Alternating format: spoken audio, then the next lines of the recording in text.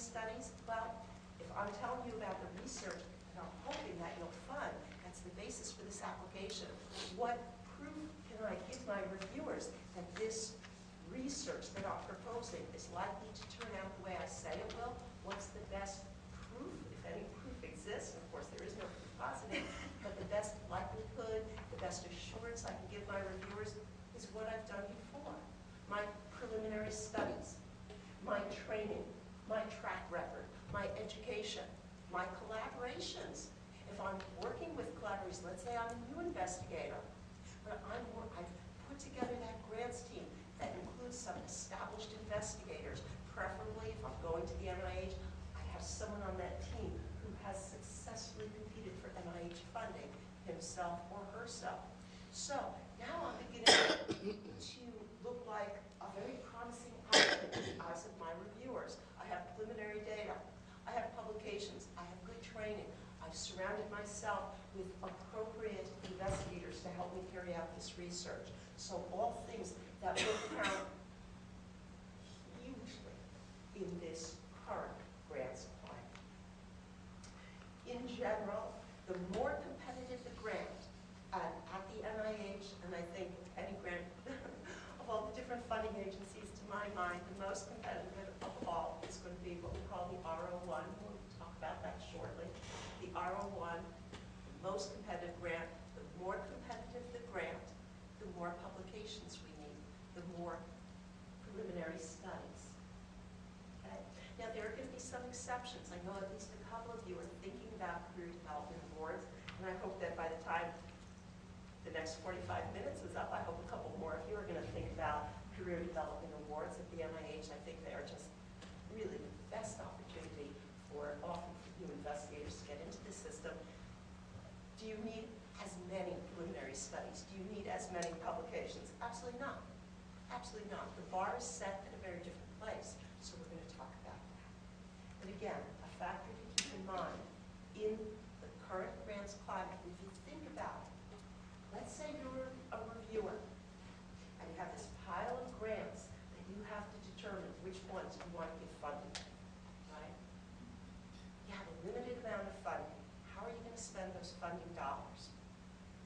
You're going to spend them on the grants that look likely to come to fruition. What's likely to be successful. So making our research look like it's likely to be successful, and that's going to be a common theme today. So this critical factor in when to apply, publication record is an important factor, and we're going to look at how many publications and what type. Original research will count for more than, let's say, a review article. The prestige of the journal will count. Authorship, are we the first author, as compared to being one of the middle authors? And again, your answers to these questions will vary in terms of which mechanism you're going after. And at this point, I'm going to introduce the one major idea that we're going to look at in more detail in a moment. If we're going to the NIH, as the majority of you at this site are thinking about going to, at the NIH, we're going to start thinking of two basic classes of grants, if you will. The K awards and the R awards. Everything at the NIH has a letter attached. So K stands for career development, and I know that career starts with C, but I'm not from the NIH. So the career development awards, all of them are called the K awards, and R, which does stand for research. The research awards, the big difference between these two awards, the career development awards are going to fund further career development as well as research, protected time to carry out our research. The R awards, the research awards, are going to fund protected time to carry out research. And I'll show you how that works in a moment. Another factor that comes into play here is, are your publications relevant to the proposed research? Let's say we're going after an R01, the most competitive award. At that point, not only do we need some impressive publications, but in this difficult climate, we want to have at least one of these publications, at least one, should be relevant to the research we're proposing in the area. Well, let's say we want to go to the NIH, but we don't have a publication that's relevant to what we're carrying out. Does that mean we can't go to the NIH? Not at all.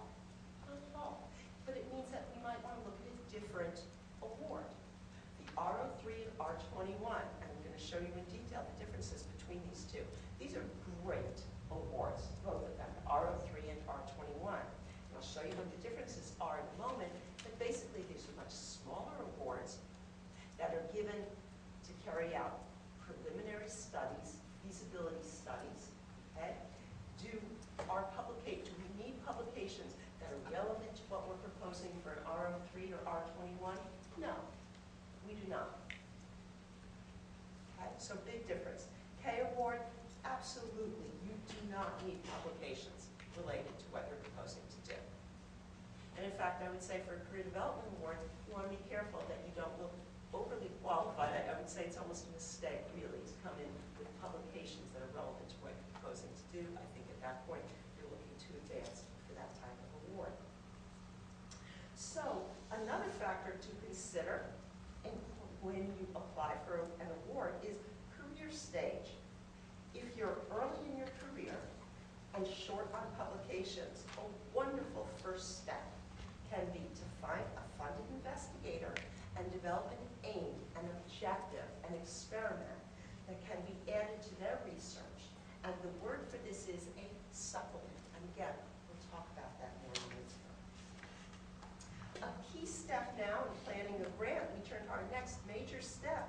Assemble a grants team, people who can support you as you carry out your research. Your grants team. To my mind, project collaborators are crucial. Well, whom do we pick for our project collaborators? Overall, in general, we're going to include collaborators whose expertise complements ours or fills in gaps. Let's take an easy example. I know some of you are interested in research that has to do with diabetes. So let's say you're an endocrinologist and you're going to carry out research on diabetes. Well, a person that you very well might want to have on your grants team, someone whose expertise complements yours, might be a biostatistician. With diabetes, you're probably going to be looking at a large number of people. Maybe you're doing an epidemiological study of people with type 2 diabetes. You're looking at certain factors. So that you're an endocrinologist, but you might add an epidemiologist. You might add a biostatistician. So you're adding team members whose expertise complements yours. It doesn't duplicate yours. You're not going to add, unless you're doing a very large program project type of grant, you're probably not going to add a number of other endocrinologists, unless the scope of the work really dictates more than one.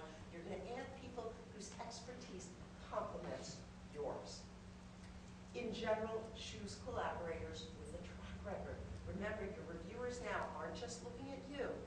They're looking at who's on this team. And we're trying to inspire confidence, right? We're again going back to that idea that we want our reviewers, when they're looking at our grant, to say, you know what?